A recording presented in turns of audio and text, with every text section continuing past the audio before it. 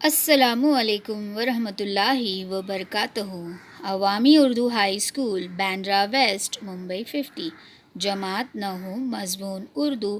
بچوں، آج ہم جو چوتھا سبق ہے تہنیت، جس کے مصنف سید سلیمان ندوی ہے، اس ویڈیو میں ہم بچے ہوئے سبق کا مفہوم اور سرگرمیاں دیکھیں گے۔ تو آئیے چلتے ہیں سبق کی طرف۔ دولت عربی لفظ ہے، معنی ایک ہاتھ سے دوسرے ہاتھ میں جانا۔ عرب میں جب مختلف سلطنتیں یک بعد دیگر بنی اور مٹی تو سلطنت کو دولت کا نام دیا گیا اور جمع دول بنائی گئی۔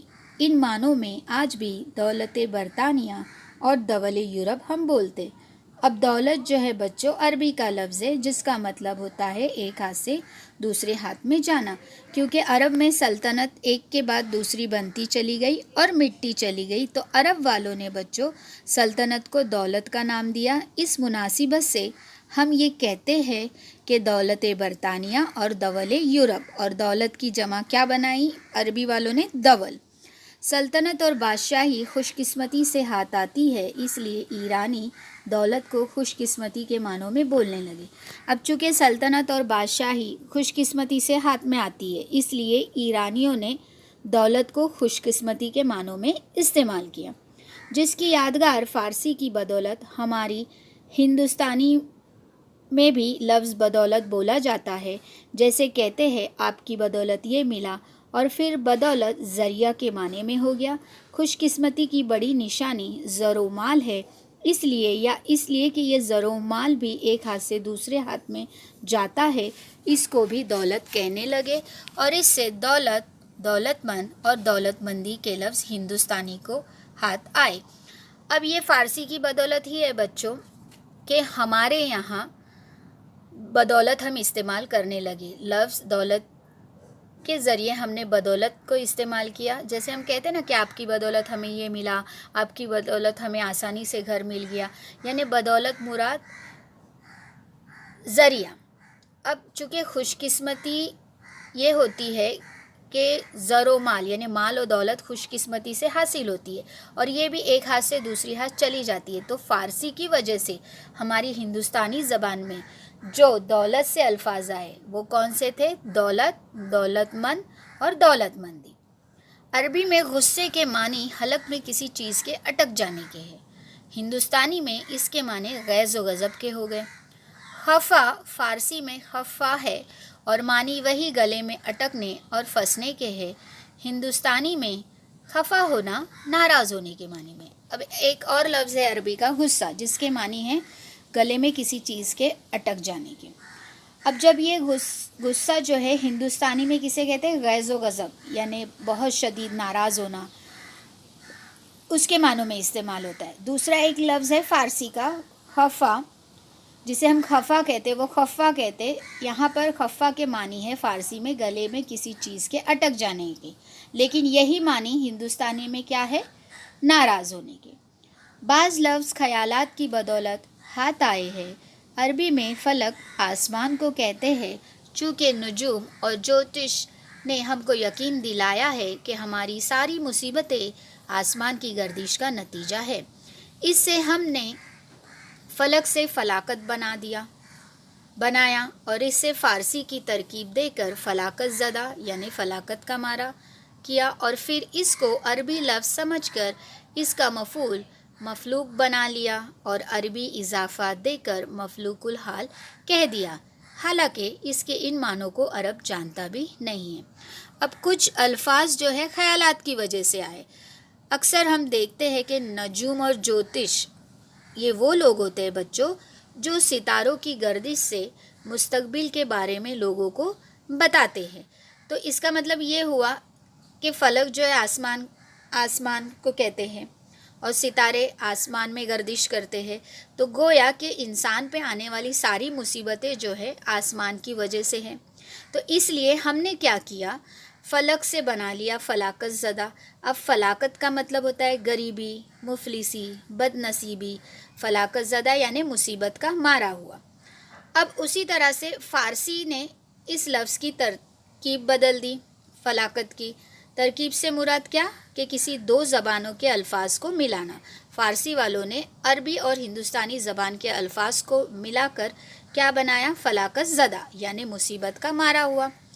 پھر وہی لفظ جب عربی میں آیا تو اس کا مفعول یہ سمجھا جانے لگا کہ وہ مفلوق بنا لیا، اور اس میں اضافات کر کے، اضافات یعنی اور آگے لفظ جوڑ کر عربی والوں نے فلک کے لفظ کو اضافت کر کے فارسی والوں کے لفظ کو فلاکت زدہ کو ہٹا کر عربی والوں نے مفلوق الحال کر دیا، جس کا مطلب ہے خستہ حال۔ اب یہ خستہ حال مفلوق الحال کا مطلب ہے، لیکن یہ جو مطلب ہے یہ عرب والوں کو پتہ ہی نہیں ہے کہ مفلوق الحال کا مطلب ہوتا ہے خستہ حال۔ اس قسم کے ہزاروں عربی لفظ ہے جو اپنے خاص معنوں میں ہماری زبان کے خاص لفظ ہو گئے، یعنی یہ صرف گنتی کے ہم نے مثالیں دیکھی۔ ایسے بچوں ہماری زبان میں ہزار الفاظ ایسے ہیں جو عربی سے آئے ہیں اور جو ہماری زبان میں خاص بن گئے ہیں۔ یہی حال فارسی کا بھی ہے۔ فارسی کے بہت سے لفظ اور ترکیبیں ہیں جن کو ہم نے اپنے ہندوستانی معنوں کے لیے ہندوستانی لفظ بنا لیا۔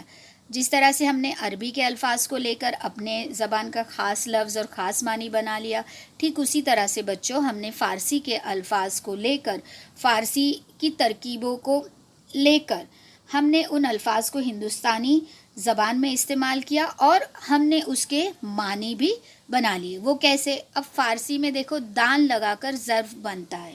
ظرف کا مطلب ہے اس میں ظرف یعنی کسی چیز کو رکھنے کا برتن، فارسی میں دان لگا کر۔ جیسے خاک دان یعنی زمین، ہندوستانی میں اس سے ہم نے 20 لفظ بنائے۔ اب فارسی کا لفظ دان جو تھا اسے ہندوستانی والوں نے لے لیا اور اس سے 20 لفظ بنا لیے، یعنی بہت سارے لفظ بنا لیے، جیسے کہ پاندان، اگلدان، خازدان۔ خازدان کا مطلب ہے بنا ہوا پان، گلوری یعنی جو پان بنا ہوا رہتا ہے اور اس کو جس میں رکھا جاتا ہے وہ خازدان۔ عطردان، قلم دان، جوس دان، چائے دان، دودھ دان، شکر دان، روشن دان، سنگار دان، شمع دان۔ تصغیر کے لیے، تصغیر کا مطلب ہے چھوٹا بنانا۔ دان کو ہم نے کبھی دانی بھی کر دیا۔ اب ہندوستانی والوں نے کیا کیا؟ دان کو دانی بھی کر دیا۔ کیسے؟ تو جیسے سرما دانی، گوند دانی، مچھر دانی، تلے دانی یعنی سوئی اور تاگا رکھنے کے لیے جو برتن استعمال کیا جاتا ہے اسے تلے دانی کہتے ہیں۔ اب دولت ہے عربی کا لفظ، اس کا مطلب ایک ہاتھ سے دوسرے ہاتھ میں جانا۔ پھر دولت ایران یعنی فارسی والوں نے خوش قسمتی کے معنوں میں لیا، کیونکہ سلطنت خوش قسمتی سے آتی ہے۔ پھر وہی ہندوستانی میں دولت کا مطلب ہے بدولت، ذریعہ۔ غصہ عربی کا لفظ، حلق میں کسی چیز کے اٹکنے کے، وہی ہندوستانی میں غصے کا مطلب ہے غیظ و غضب۔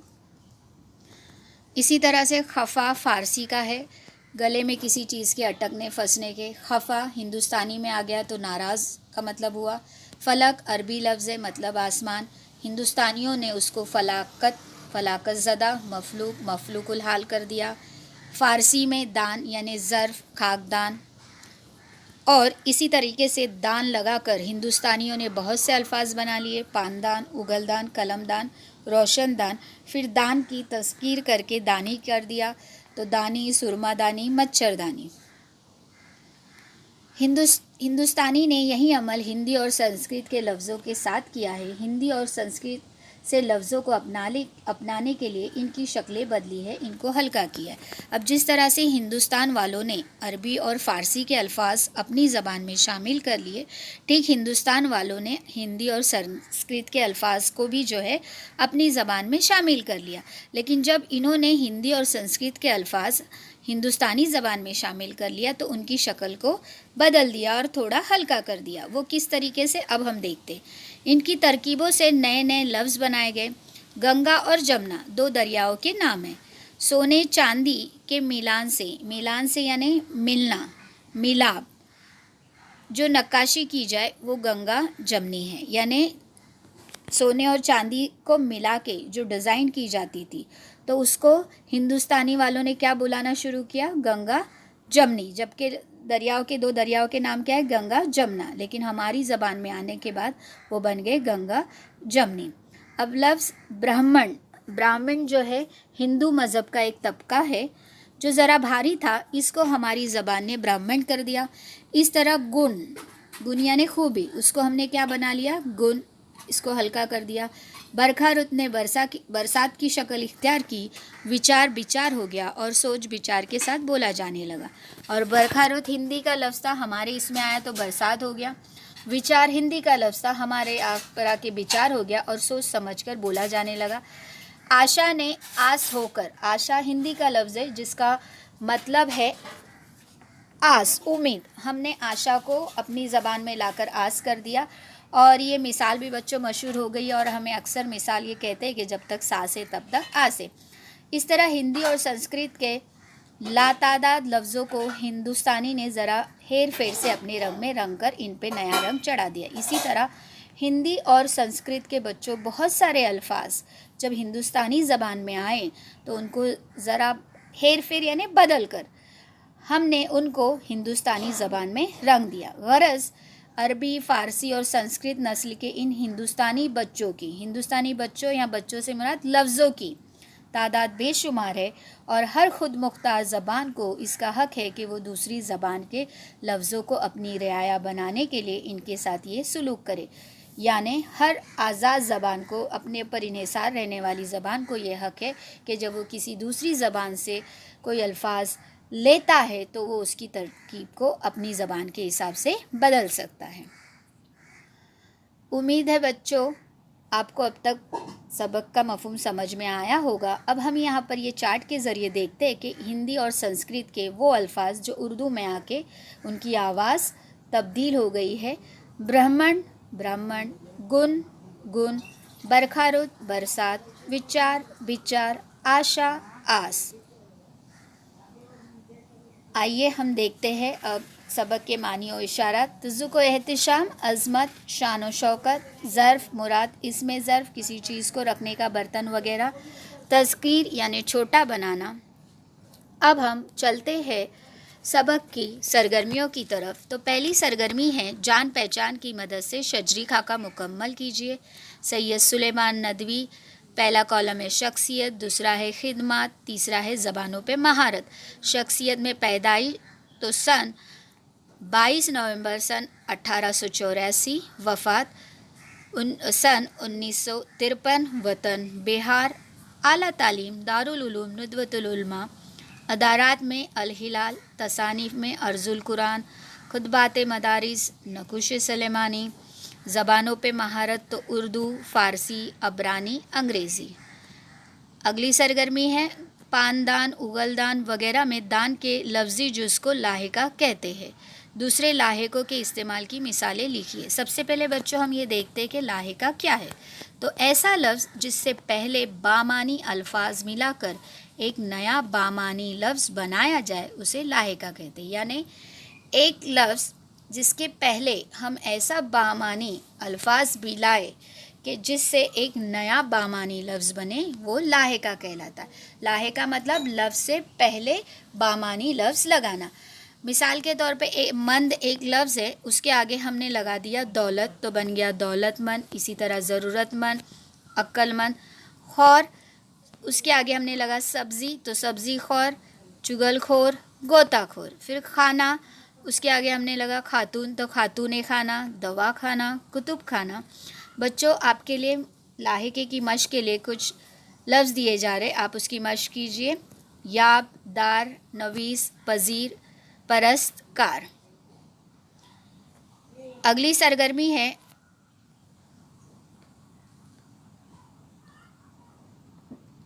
दूसरे अल्फाज लिखे, खाना पूरी कीजिए यहाँ पर। पहला है किसी दूसरी ज़बान के लफ्ज़ को अरबी बनाने का अमल, तकरीब। दूसरा किसी दूसरी ज़बान के लफ्ज़ को फ़ारसी बनाने का अमल, तफरीज़। और तीसरा गैर मुल्की ज़बान के लफ्ज़ को हिंदुस्तानी बनाने का अमल, तहनीद। उसके बाद अगली सरगर्मी सबक की रोशनी में दी हुई सरगर्मी मुकम्मल कीजिए। मिसालें आशा, आस, बरखा रुत, बरसात, विचार, विचार। उसके बाद वेब खाका मुकम्मल कीजिए। फलक, फलाकत, फलाकत ज़दा, मफलूक, मफलूकुल हाल। उसके बाद ये कुछ सरगर्मियां हैं जो आपका घर का काम है। ज़ेल के लफ्ज़ों के मानी लुगत से तलाश करके लिखिए। ठेठ, हेर फेर, घरेलू, लगाव, ज्योतिष, मिलान। सबक में एक जुमला आया है, इसको दुनिया की दूसरी ज़बान से सरोकार रखना पड़ेगा। दुनिया के लिए उर्दू में इस्तेमाल होने वाले दूसरे अल्फाज लिखिए। उम्मीद है बच्चों आपको ये सबक और इसकी सरगर्मियाँ अच्छी तरीके से समझ में आ गई होगी। शुक्रिया।